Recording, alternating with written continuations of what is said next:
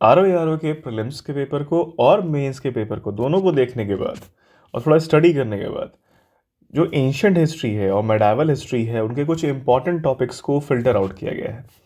और उनमें से कौन कौन से ऐसे इंपॉर्टेंट टॉपिक्स हैं जिनको पढ़ के जाना बहुत ही ज़्यादा ज़रूरी है अगर आपको अच्छे मार्क्स स्कोर करने हैं तो, और आपको लगता है कि आप हिस्ट्री वाले पार्ट को अच्छे से कवर कर सकते हैं और रिटेन कर सकते हैं, तो इन पार्ट्स इन टॉपिक्स को इग्नोर करना आपके लिए सही नहीं रहेगा। तो नमस्कार, स्वागत है आपका तेज सिविल्स में। चलिए स्टार्ट करते हैं। तो इसी तरह से पहला टॉपिक है हमारा इंडस वैली सिविलाइजेशन की साइट्स कौन कौन से हैं। अब साइट्स में क्या क्या ध्यान देना है, साइट क्या है। पहली बात तो कुछ कुछ चीज़ें आ जाती है ना, जैसे हड़प्पा को first site to be discovered है, उसको ऋग्वेदा में मेंशन किया गया था।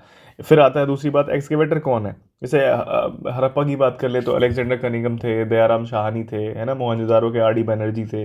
इस तरह की चीज़ें ध्यान में रखनी ज़रूरी है। फिर आता है फाइंडिंग्स। फाइंडिंग्स का मतलब क्या होता है कि वहाँ पे क्या क्या चीज़ें इंपॉर्टेंट पाई गई, राइट। अब एक एग्जांपल ले लिया है तो चालहुद्रो जो एक साइट है जिसको एनजी मजुमदार ने फाइंड किया था, उसमें एक इंपॉर्टेंट चीज़ मानी जाती है कि फेमस फॉर कॉटन है। पहली बात तो कॉटन बहुत फेमस है वहाँ का, मतलब कॉटन के लिए फेमस है वहाँ का। और दूसरी चीज़ बहुत ज़्यादा क्वेश्चंस में देखी जाती है कि largest number of copper tools वहाँ से पाए गए थे, राइट। तो ऐसी चीज़ों को आपको ध्यान में देना है कि कभी भी जब इंडस वैली सिविलाइजेशन की जब साइट्स की आप पढ़ाई करें या फिर जब उसको स्टडी करें तो इन स्पेसिफिक एरियाज़ को ज़रूर ध्यान दें, राइट।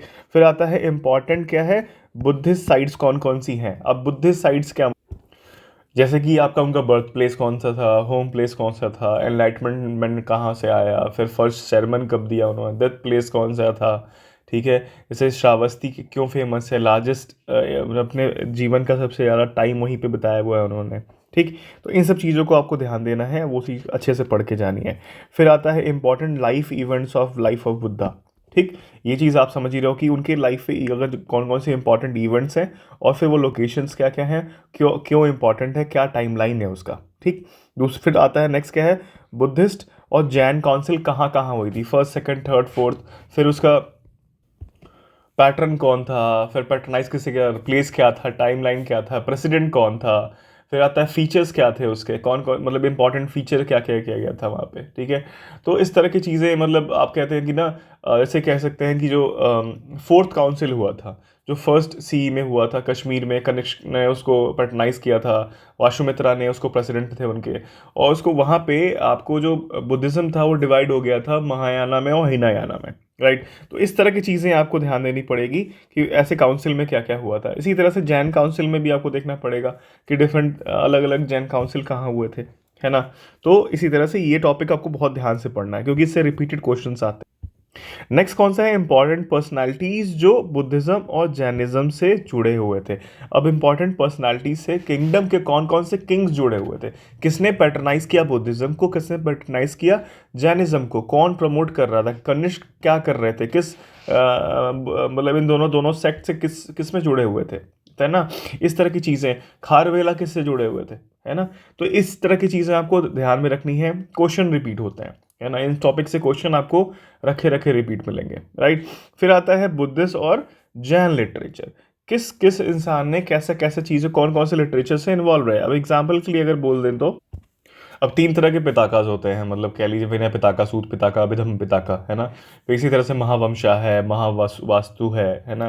बुद्ध चरित्र किसने लिखा था, मिलिंद पन्हा किसने लिखा था, ठीक है। इस तरह की चीज़ों को आपको याद रखना पड़ेगा, किसने कब लिखा था, या फिर कुछ लाइव इवेंट्स क्या क्या कब कब कैसे कैसे हुए थे और कौन कौन उसमें इन्वॉल्व था, ठीक है। इसी तरह से आपको जैन में भी याद रखना है।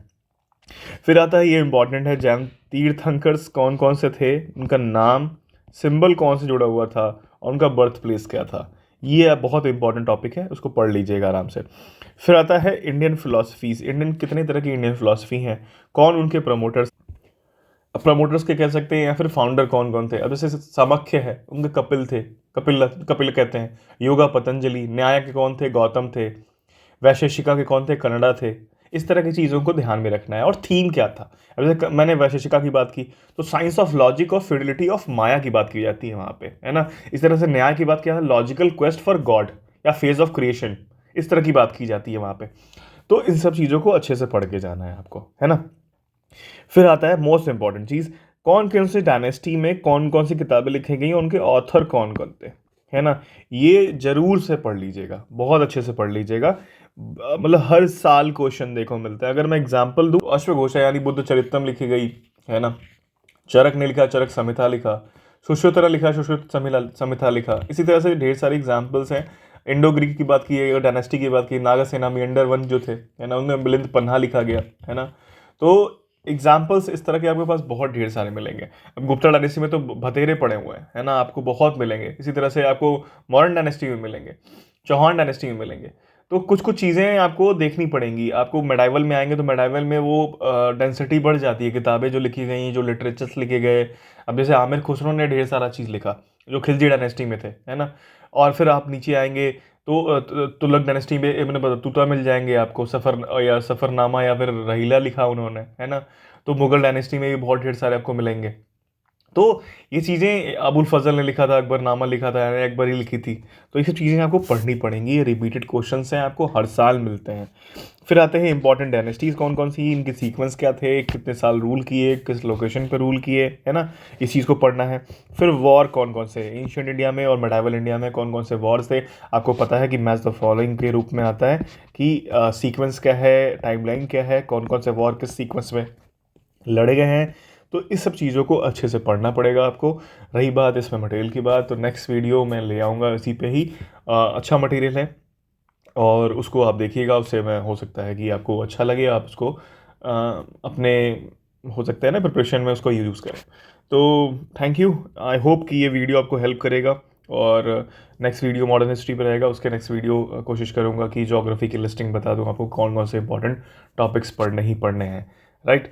तो थैंक यू।